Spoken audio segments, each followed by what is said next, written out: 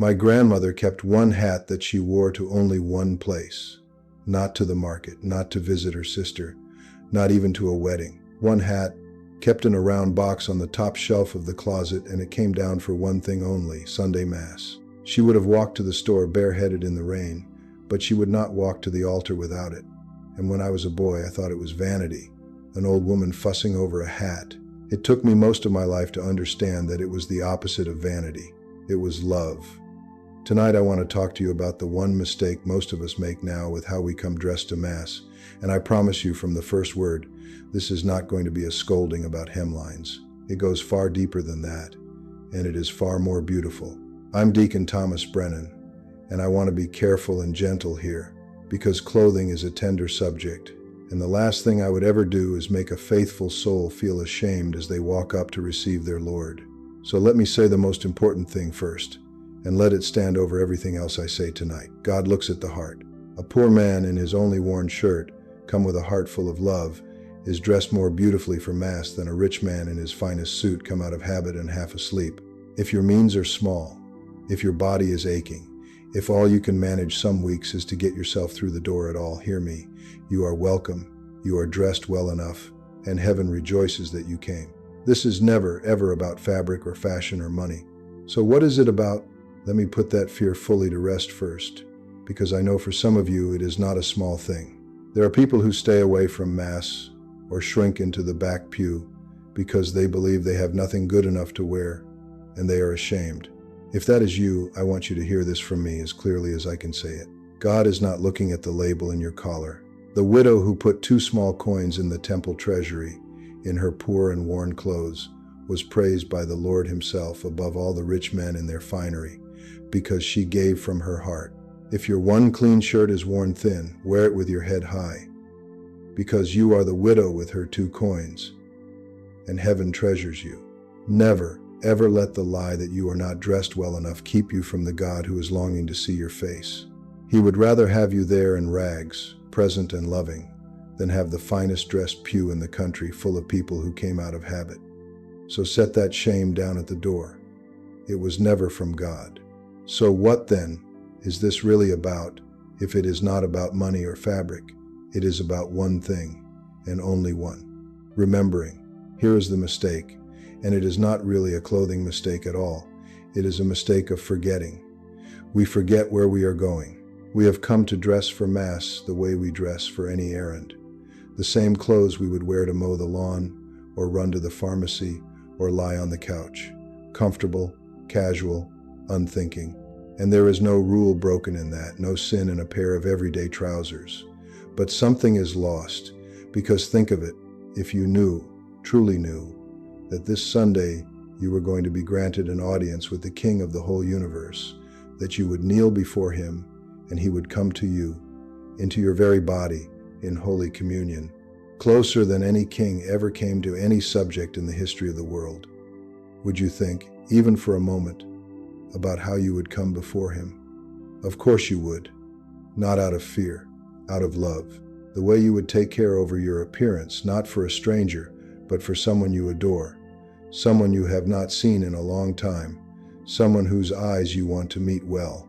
That is the whole of it. You are not going to an errand. You are going to meet the King of the universe. Everything follows from that one remembering. Think about how naturally we already understand this everywhere else in life. When you go to a wedding, you dress for the wedding. When you had a job interview, you did not roll in wearing what you slept in because you wanted to honor the occasion and to show the person across the desk that this mattered to you. When a soldier is decorated, he wears his dress uniform, not his fatigues. We know in our bones that what we wear says something, that it is a language, that it tells the world and tells ourselves how much a moment means to us. We have simply, somewhere along the way, stopped applying that instinct to the single most important hour of our week. We will dress up to stand before a judge or a boss or a crowd of relatives, and then dress down to kneel before Almighty God. When you say it out loud like that, you hear how strange it is, not sinful, just strange, a thing worth gently setting right. And here is the strange grace of it, the thing my grandmother understood and I did not. The care you take on the outside does something to the inside. When you dress, even simply, even humbly, with a little intention, a clean shirt, your better shoes, a hat set carefully, you are already praying before you leave the house. You are already telling your own heart, this is not an ordinary hour, this is the hour, and the body leads the soul. Dress like it matters, and you will find you arrive at the church already awake, already reverent, already His. I saw this once in a way I have never forgotten.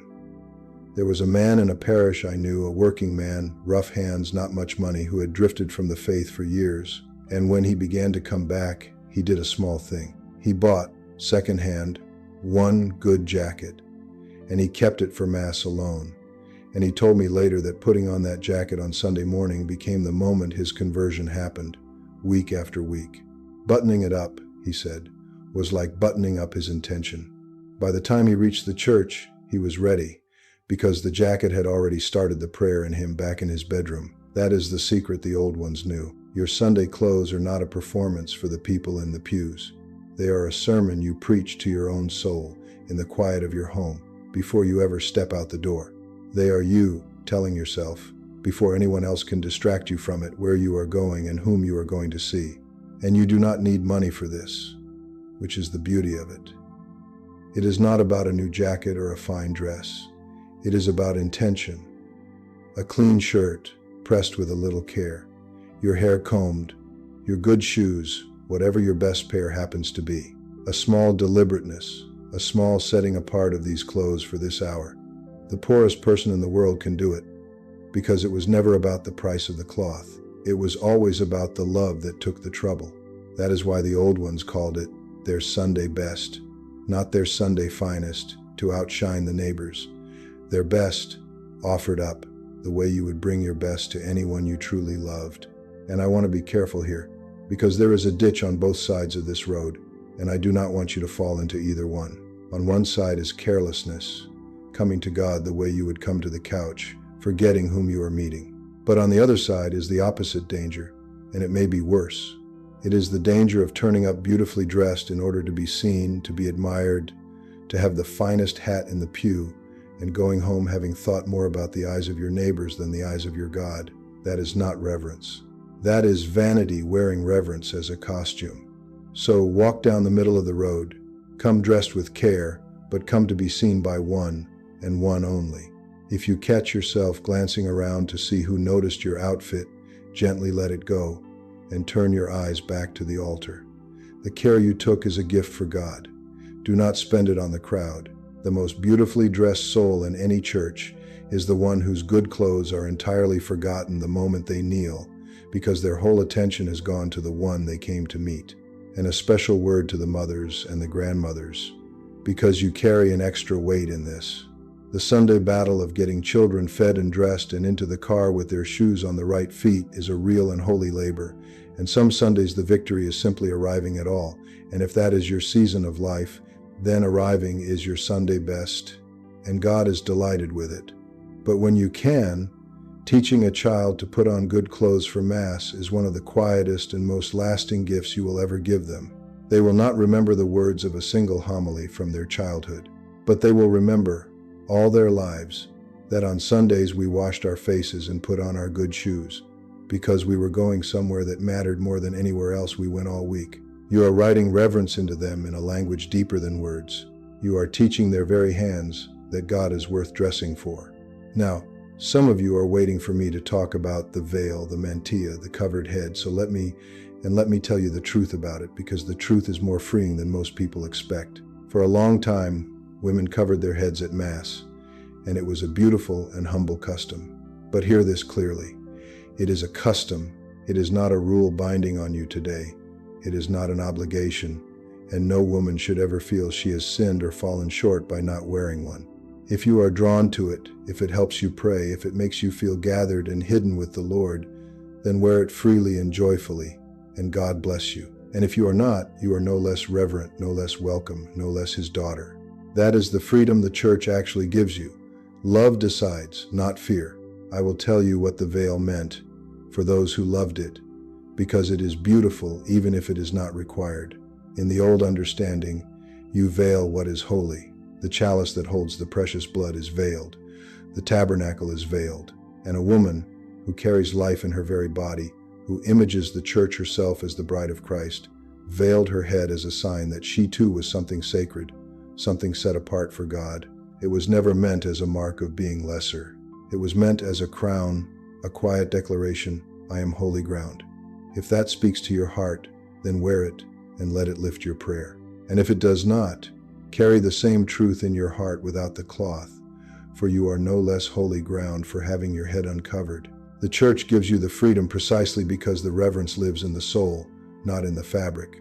Now, one honest word about modesty, and then I will leave it, because I promised you this would not be a lecture about hemlines, and I mean to keep that promise. The simple heart of it is this: when we come before the Lord, and among our brothers and sisters at prayer, we dress in a way that draws no eye to ourselves and every eye to Him, not out of shame for the body which God made and called good, but out of courtesy, the way you would not wear something loud and distracting to a quiet funeral, because the moment is not about you. That is the whole of it. Modesty is simply love-making room for God to be the center. It asks very little, and it is not a burden, and it is certainly not a weapon to be turned on the person in the next pew. You tend to your own reverence. You let God tend to theirs. This reverence on the outside, flowing from love on the inside, is woven all through a little manual I put together, because so many good people were never taught to see the small things of Catholic life this way, as love made visible. It is called How to Be a Good Catholic, and it is about exactly this: how the whole of your life, your prayers, your gestures, even your Sunday clothes, can become one continuous act of love toward God. If you would like it, it is waiting for you in the description below. So let me leave you with something simple to do, and nothing that costs a penny. This Sunday, before you leave for Mass, pause for just one moment at the door, and remember where you are going. Say it to yourself: I am going to meet the King. And let that one thought decide how you carry yourself out the door. Not a rule imposed on you, but a love rising up in you. And watch what that one small habit does over time. It is not really about a single Sunday. It is about who you are slowly becoming. A person who pauses at the door each week to remember that they are going to meet God is a person who, little by little, begins to carry that remembering into the rest of their life too, into how they speak, how they treat the stranger, how they spend the ordinary Tuesday.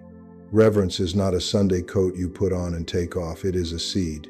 You plant it in the small things, the folded hands, the bent knee, the good shirt kept for Mass, and it grows quietly until one day your whole life has become a kind of worship, and you did not even notice it happening.